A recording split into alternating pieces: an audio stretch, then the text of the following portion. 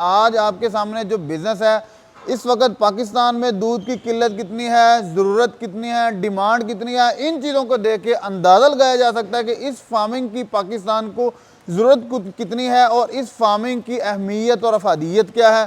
जिस फार्म में मैं मौजूद हूँ, 3 साल पहले सिर्फ 40 गायें इंपोर्ट करने से शुरू हुआ था और आज नंबर ऑफ़ एनिमल एक कम 160 तक पहुँच चुका है, मतलब कि 159 जानवरों तक टैग्स पहुँच चुके हैं।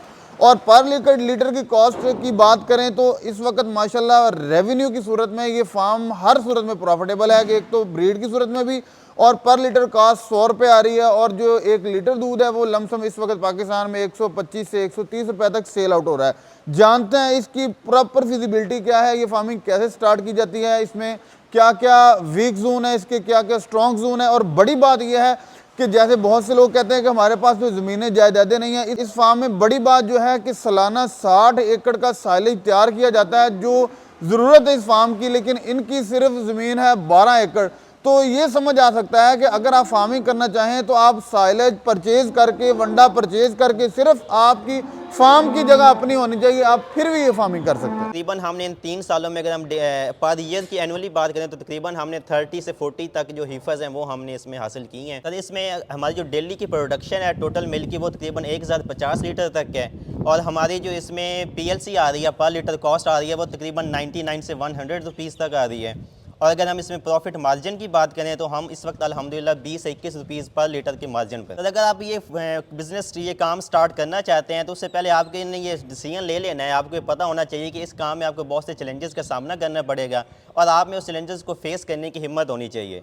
अगर आप एक दफ़ा चैलेंजेस को फेस करके उस फेज़ से निकल आएंगे तो आपकी जो प्रॉफिट है वो मेरे ख्याल में उस दरवाजे ना आराम से खुल जाए। तो सबसे पहले तो मेरे देखने वालों को अपना तारुफ करवा दीजिएगा। मेरा नाम डॉक्टर मोहम्मद ज़ुबैर है और मैंने 1.5 साल पहले DVM किया है यूनिवर्सिटी ऑफ एग्रीकल्चर फैसलाबाद से। डॉक्टर साहब, सबसे पहले तो ये बताइएगा कि डेयरी का बिज़नेस, जी सर। आप इस बिज़नेस को किस तरह देखते हैं, कैसा बिज़नेस है और इसकी खसूसियात क्या हैं? डेयरी का बिज़नेस देखा जाए तो इसकी जो फर्स्ट स्टेप यही है कि ये एक चैलेंजिंग बिज़नेस है। इसमें चैलेंजेस आपको बहुत आते हैं। इसमें मतलब अगर विंटर सीज़न है तो विंटर सीज़न के अपने चैलेंजेस हैं, समर है तो समर सीज़न के इसके अपने चैलेंजेस हैं। तो आपने इसमें सबसे पहले जब भी डेयरी बिज़नेस स्टार्ट करना है ना, तो आप में पहले सबसे पहले ये डिसीजन ले लेना है कि यार इसमें मुझे चैलेंजेस आने हैं तो मैंने ना उनसे हिम्मत नहीं हारनी है, मैंने उनको ना ठीक तरह से ना उसको फेस करना है, क्योंकि जानदार चीज़ों को बिज़नेस है डेफिनेटली, तो उसमें चैलेंजेस आते रहते हैं, हेल्थ के हैं, ब्रीडिंग के हैं, सीजनल चैलेंजेस होते हैं, सीजनल इम्पैक्ट्स होते हैं। सर ये फार्म हमने स्टार्ट किया था तकरीबन 2020 के स्टार्ट में या 2019 के आप एंड पे कह लें, और इस वक्त हमारे पास जो टोटल हर्ड 82 एनिमल्स का है उसमें से एक हमारे पास मेल काफ है, पिछले जो 81 है वो हमारे पास उसमें से 14 फीमेल काफ हैं, और जो 67 है ये हमारे पास अडल्ट एनिमल्स या हिफज हैं। अगर बात करें कि आपके पहले दिन से लेके अब तक आपने उन 40 गायों से कितने अपनी ब्रीड बढ़ाई है, इसमें जो आपने सेल आउट किए हैं वो भी ऐड करके टोटल कितने जानवर बनते हैं, तो आपकी मिल्किंग पर डे कितनी है, कितने टाइम मिल्किंग हो रही है, और टोटल एक दिन की मिल्किंग कितनी है? सर मिल्किंग हम दिन में 3 दफ़ा करते हैं, उसको 8-8 घंटे के गैप से करते हैं, और जो 40 एनिमल्स जो टोटल मिल्क है डेली का जो हमारे पास एवरेज आ रही है वो 1050 है लीटर्स। सही है डेली। सर। होता ये है कि कोई भी कारोबार है ना, उस पे आपका अखराजात, आउटपुट, इनपुट सारे को ऐड करने के बाद फिर देखा जाता है कि इनकी रेवेन्यू क्या जनरेट हो रहा है। जबकि ये डेयरी का बिज़नेस इसमें मेरा ख्याल है कि पर लीटर कास्ट को अगर आप देख लें तो उसमें आपको निकल आता है कि आपकी प्रॉफिट रेशियो क्या है, आप लॉस में जा रहे हैं, आप प्रॉफिट में जा रहे हैं, आप 50-50 में जा रहे हैं। तो आप इस फार्म के हवाले से बताइएगा, जैसे कि आपको थोड़ा अरसा हुआ है, तकरीबन 3 साल का ये पीरियड है, लेकिन इस वक्त पर लीटर कास्ट क्या है, डेली पूरे दिन की मिल्किंग क्या है, और इस वक्त क्या रेवेन्यू जनरेट कर रहा है आपका पर लीटर के वाले से या पर डे के वाले से? सर इसमें बिल्कुल अच्छा क्वेश्चन किया आपने। इसमें पर लीटर और पर डे हम दोनों इसमें रेवेन्यू निकालते हैं कि हमारी जो PLC है पर लीटर कॉस्ट हमें वो कितनी पड़ रही है, और 1 लीटर के पीछे हमें कितना जो है ना वो परसेंट मार्जिन आ रहा है, या कितने रुपीज़ में मार्जिन हम उसमें काउंट करते हैं।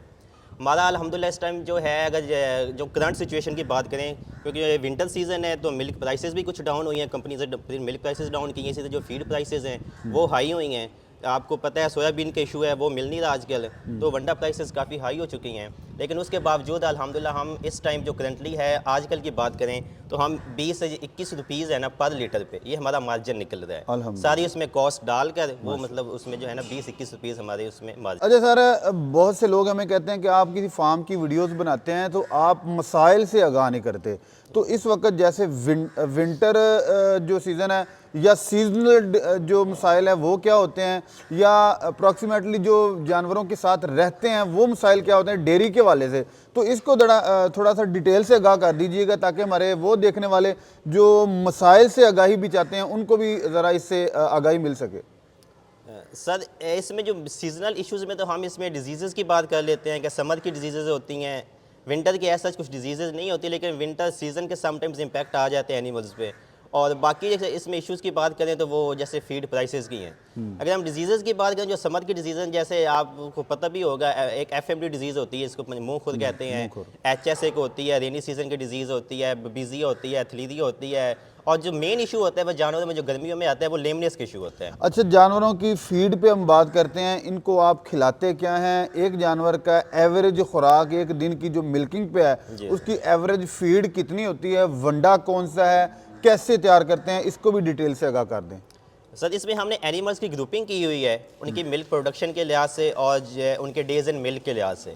तो हर ग्रुप की जो मतलब डेली की जो है एवरेज प्रोडक्शन है हर एक एनिमल की, उस हिसाब से उनको हम फीड देते हैं। मेन फीड में हमारे पास कॉर्न साइलेज है, और जो बाकी वंडे की हमने बात की है, वंडा सर हम खुद अपना बनवाते हैं अपनी फार्मूलेशन से, कमर्शियल वंडा हम यूज़ नहीं करते हैं, तो हम अपना वंडा बनवाते हैं। और जो टोटल की बात करें तो जो एक एनिमल है हमारा जो एलीट ग्रुप है जो मिल्किंग प्रोडक्शन के लिहाज से सबसे ऊपर है, उसका डेली की हम बात करें तो तकरीबन जो है ना 50 kg टोटल फीड उसमें बनती है। उसमें आलमोस्ट जो है 37 kg तक हम साइलेज आप कह लें, ऊपर जो 12-13 किलो है वो 12 किलो वंडा होता है, और जो बाकी स्मॉल जो माइक्रो इंग्रेडिएंट्स होते हैं फीड एडिटिव्स उनको हम कहते हैं, तो बाकी उसमें वो होती हैं 50 से 52 kg तक हमारा जो आजकल जो है एक एनिमल का इंटेक है। 52 किलो एक जानवर की एक प्रॉपर मिल्किंग पे जो इलीट क्लास गाय है उसकी फीड है जी अल्हम्दुलिल्लाह 52। जी। अब इसमें कास्ट के वाले से अगर हम बात करें तो खर्चा कितना आ जाता है एक जानवर का? अगर वो 52 किलो खुराक आती है मिल्किंग पे गाय, तो उसका खर्चा आप कैसे डिवाइड करेंगे? उसमें सर खर्चे में ये है कि जो एनिमल 52 किलो खा रहा है जो इसका इंटेक है, उसकी जो फीड प्राइस है वो तकरीबन हमारे पास 2200 रुपीज़ है डेली की। 2200 रुपीज़ की वो फीड लेता है, और जो उसकी जो हमें जो रेवेन्यू की बात करें जो एक एनिमल से हम वो मिल्क ले रहे हैं, तो उसमें हमारा तकरीबन जो है 50% का उसमें जो लीड ग्रुप है उसमें रेवेन्यू है। सही है। हाँ, जितनी वो फीड खा रहा है उससे वो तकरीबन हमें डबल का जो वो दूध दे रहा है। माशाल्लाह। अच्छा सर, अब दूसरी तरफ आते हैं कि फार्मिंग की प्रॉफिट्स जो है ना वो 3 तरह पे मैं डिवाइड करता हूँ, क्योंकि आप मेरी रहनुमाई भी कर दीजिएगा अगर मैं गलत हूँ। तो एक तो है मिल्किंग, और दूसरा न्यू ब्रीड, और तीसरा अगर आप इसके वेस्ट को रिसाइकल करते हैं तो वो आपका प्रॉफिट की सूरत में आपके सामने निकल आता है। तो या फिर आप कोई जानवर सेल करते हैं तो वो आपका एक रेवेन्यू जनरेट करने का बाइस होता है। तो सर दूसरी नंबर पे जो है ब्रीड सालाना हिफज की सूरत में आप बताइएगा कि एक साल में मज़ीद कितनी हिफज ऐड होती हैं? जैसा कि आपने शुरू पे बताया था कि 40 जानवर शुरू किया था, और इस वक्त अगर टोटल जानवरों की बात करें तो आप 158 जानवर, आप 158 जानवर ले चुके हैं। तो इसमें एवरेज क्या है सालाना जो न्यू हिफज ऐड होती हैं उनकी एवरेज कितनी है? कितनी हिफज आप तैयार करते हैं, और एक हिफज कितने अरसे में, कितने टाइम ऑफ पीरियड में तैयार होती है? हाँ जी, इसमें सर मैक्सिमम जो यूज़ करते हैं सीमन वो हम सेक्सल सीमन यूज़ करते हैं। मेरा नाम मोहम्मद अब्बास है, मैं इस फार्म पे एज आ मैनेजर काम कर रहा हूँ। इस फार्म के ऑनर सैयद अफसान शाह साहब हैं, माशाल्लाह बहुत अच्छे हैं। तो अल्हम्दुलिल्लाह पहले साल हमारे पास जो फीमेल रेशो आई है वो 90+ थी, और हर साल तकरीबन हमारे पास जितनी भी प्रेग्नेंट एनिमल होते हैं उनमें से 90+ को सेक्सल सीमन इस्तेमाल किया हुआ होता है। इसलिए हमारे पास जितनी भी अडल्ट्स हैं या हिफर्स होती हैं उनकी तकरीबन 90+ फीमेल्स आती हैं जी। इसी जो है ना वजह से हमारे हर्ड की जो है कैपेसिटी वो इतनी जल्दी ऊपर गई है माशाल्लाह। से लोग फार्मिंग की तरफ इसलिए नहीं आते, वो कहते हैं कि यार हमारे पास ना रिक्वायर्ड ज़मीनें नहीं हैं, हमारे पास इतना रकबा नहीं है जिस पे हम साइलेज काश्त कर सकें। एक तो ये बताइएगा कि आपकी सालाना इस फार्म पे जो साइलेज की खपत है वो कितनी है, कैसे पूरी करते हैं, कितनी एकड़ का साइलेज तैयार करते हैं? सालाना हमारी जो साइलेज की रिक्वायरमेंट है ना वो तकरीबन 60 एकड़ है, और हमारी ज़ाती ज़मीन तकरीबन ये 4 दीवारी के अंदर 12.5 एकड़ है। मोस्टली जो साइलेज है वो बाहर से परचेज़ करते हैं। मतलब सारे का सारा मक्की खरीद के बनाते हैं साइलेज? मक्की खरीदते हैं, और फार्म के अंदर हमने जो है ना ग्रीन फोडर ही काश्त किया हुआ है बस ओनली। सही है। अच्छा, दूसरी बड़ी अहम बात कि आपकी सफाई करने का जो अंदाज है यहाँ पे वो बड़ा ज़बरदस्त था तो वो यूनिक विवज एक सादा सा, लेकिन उससे एक तो सफाई अच्छी तरह हो गई और दूसरा वो जो वेस्ट है गोबर वो पानी में मिक्स होके इस खाद की सूरत में बाहर निकला है। तो इसका आपको क्या एडवांटेज है जो आपका पानी यहाँ से बाहर जाता है? ये अपनी फसलों को लगाते हैं या ये इसका गोबर गैस का प्लांट है, इसको रीयूज़ करते हैं आप? और अगर करते हैं तो किस चीज़ में करते हैं आप इस गोबर को, या इस जो DAP नुमा जो पानी है बाहर जा रहा, इसका क्या यूज़ करते हैं आप? जी, सबसे पहले तो जो हमारा शेडमैन है वो जो ड्राई गोबर होता है उसको उठा के पाउंड में डाल देता है। बाकी वो जो CIP होती है, फ्लड वाशिंग वगैरह करते हैं, वो हमारे बाहर जो है ना फसलों को ही पानी जाता है। ठीक है, ये तकरीबन 6 माह बाद हम पाउंड से गोबर निकाल के अपनी फील्ड में डाल देते हैं। वाह, तो अल्हम्दुलिल्लाह जो है ना विदाउट DAP हमारी जो फसल है उसकी अच्छी आउटपुट आती है। कितने एकड़ को आपने वो यूज़ किया पिछले 2 सालों में? ये हमारे तकरीबन 12.5 एकड़ हैं। हम इनको 2.5 एकड़ के जोन में जो है ना वक्फे से डालते रहते हैं। मतलब है कि विवज यही बात मैं आपके सामने रखना चाह रहा था कि इस फार्म का जो गोबर है ना वो 12 एकड़ रकबे के लिए DAP के तौर पे सालाना यूज़ किया जाता है। कोई भी चीज़ डेयरी में ज़ाया नहीं होती। डेयरी की एक बहुत बड़ी खूबी ये भी है कि अगर आपके पास एक अच्छा माइंड है, एक अच्छी मैनेजमेंट है, तो आपका एक गोबर का ज़रा भी वो ज़ाया नहीं होने देंगे, वो भी आपको यूटिलाइज़ करके किसी और सूरत में आपके सामने आ जाएगा। अच्छा सर, जैसा कि इस वक्त पाकिस्तान में एक बहुत बड़ा इशू है कि इम्पोर्ट और एक्सपोर्ट पर पाबंदी लग चुकी है और सोयाबीन बैन है। इस सूरत में बहुत से लोग कहते हैं मर गए लुटे गए जनाब, हम कैसे वंडा तैयार करें, कैसे सरवाइव करें? तो आपके पास इसका मुतबादल क्या है? क्या इसके मुतबादल से काम चलाया जा सकता है अगर ये नहीं मिलता? और इसके साथ आप बताइएगा कि आप अपना वंडा कैसे तैयार कर रहे हैं, कैसे सरवाइव कर रहे हैं? सर ये तो बिल्कुल एक ना गलत बात है कि सोया के बगैर ना सर्वाइव नहीं किया जा सकता है। इसमें आपकी जो अप्रोच होनी चाहिए वो स्ट्रॉन्ग होनी चाहिए। तो मेरे ख्याल में आप ना हर चीज़ का अल्टरनेट ढूंढ लेते हैं। हम अल्हम्दुलिल्लाह भी जो वंडा बना रहे हैं सोयाबीन के बगैर बना रहे हैं, उतनी ही CP में बना रहे हैं, उतनी एनर्जी में बना रहे हैं, हर चीज़ उसकी सेम वैसे की वैसे पहले जितनी है, शायद उससे कुछ बेटर हो। माशाल्लाह। और जो प्राइस की बात करें तो अब जो हमारा बैग बन रहा है वनडे का, वो जो जब सोयाबीन के साथ बना रहे थे जो अब बना रहे हैं, हमारा अब तकरीबन 1200 रुपये वो कम प्राइस में बन रहे हैं। 1200 रुपये की 1200 बचत रुपये है एक बैग के पीछे, 40 kg के पीछे हमारी जो बचत है अभी। सही है। और अगर हम उसमें जानवरों के दूध की बात करें तो अल्हम्दुलिल्लाह अब जो हमारी पहले प्रोडक्शन चल रही थी, अभी हमारी प्रोडक्शन भी पर एनिमल के लिहाज से तकरीबन कोई हाफ से 1 लीटर तक इम्प्रूव हुई।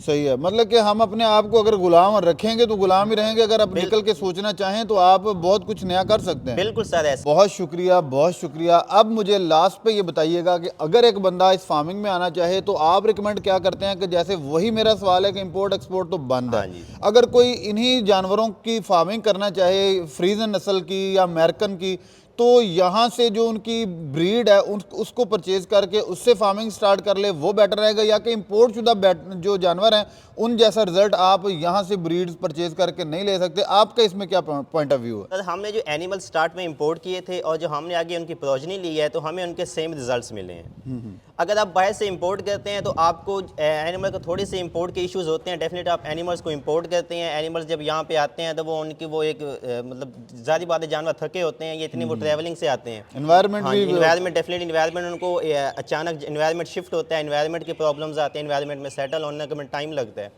उसके बरक्स अगर हम बात करें कि एनिमल्स यहीं से परचेज करके यहीं से स्टार्ट करने की, तो उसमें ये होता है कि एनिमल्स वो स्टार्ट से उस जो इन्वायरमेंट होता है उसके वो मुताबिक उनकी वो नेचर हो चुकी होती है, उसके वो यूज टू होते हैं। तो मेरे ख्याल में अगर हम एनिमल जो यहाँ अपनी जो प्रोजेनिस खुद तैयार करें और यहीं से परचेज़ करके यहीं से स्टार्ट करें तो मेरे ख्याल में वो ज़्यादा बेटर है। सर फार्म लास्ट पे ये बता दीजिएगा कि फार्म बहुत एक ना मायने रखता है इस फार्मिंग में, फार्म का स्ट्रक्चर कैसा हो। तो आप क्या सोचते हैं कि इस फार्मिंग को स्टार्ट करने के लिए एक बहुत बड़े शेड की ज़रूरत है या किस तरह के इन्वायरमेंट की ज़रूरत है? अगर उस तरह का इन्वायरमेंट हो तो आप ये फार्मिंग कर सकते हैं, ज़रूरी नहीं कि आपके पास बहुत बड़ा पैसा हो या बहुत बड़ा शेड हो। इस ब्रीड की रिक्वायरमेंट क्या होती है, किसी इन्वायरमेंट कैसा चाहिए? सर इन्वायरमेंट के लिहाज से ब्रीड की थोड़ी सी रिक्वायरमेंट्स होती हैं कि ये जो ब्रीड चौंके है ज़ाहिर बात है इंपोर्टेड ब्रीड्स होती हैं, तो इनको इन्वायरमेंट की ज़रूरत होती है क्योंकि ये जो हार्ट इन्वायरमेंट है उसमें थोड़े ज़्यादा इनको इश्यूज़ होते हैं, मिल्क ड्रॉप के इश्यूज़ होते हैं, बाकी इनके हेल्थ के इश्यूज़ आ सकते हैं। इन्वायरमेंट इनका ऐसा होना चाहिए कि जिसमें ये कंफर्टेबल हो, बहुत हाई फाई इन्वायरमेंट इनको नहीं चाहिए होता है, बस इन्वायरमेंट इनको कंफर्टेबल हो, वेंटिलेशन अच्छी हो, वहाँ पे जो मॉइस्चर कंटेंट है वो ज़्यादा ना हो, टेम्परेचर का इशू ना हो, तो ये इन्वायरमेंट में आराम से ये सर्वाइव कर लेती है। सर बहुत शुक्रिया ज़ुबैर साहब और अब्बास साहब, आपने बहुत अच्छे तरीके से इसको डिस्क्राइब किया कि कैसे आप इस फार्मिंग में आ सकते हैं। और माशाल्लाह आई होप कि मेरे देखने वालों को भी आपकी वीडियो पसंद आई होगी। तो विवाद हमारा मकसद ये होता है कि हम मुख्तलिफ भाइयों से जाके पॉइंट ऑफ व्यू लें फार्मिंग का, ताकि मेरा पाकिस्तान दूध के मामले में खुद कफ़ील हो सके। और हमारा मिशन ये है कि पाकिस्तान में जब भी मिले, जहाँ भी मिले, किसको भी ज़रूरत हो, वो गाय का दूध, भैंस का दूध उसकी बसात के अंदर हो और उस इलाके में हो, ना कि खुश्क दूध से हम अपना गुजारा करें। इसके साथ ही अपने मेज़बान हाफिज़ इकराम को दे इजाज़त जी। नई वीडियो में इंशाल्लाह दोबारा मिलेंगे, तब तक के लिए अल्लाह ने के बाद।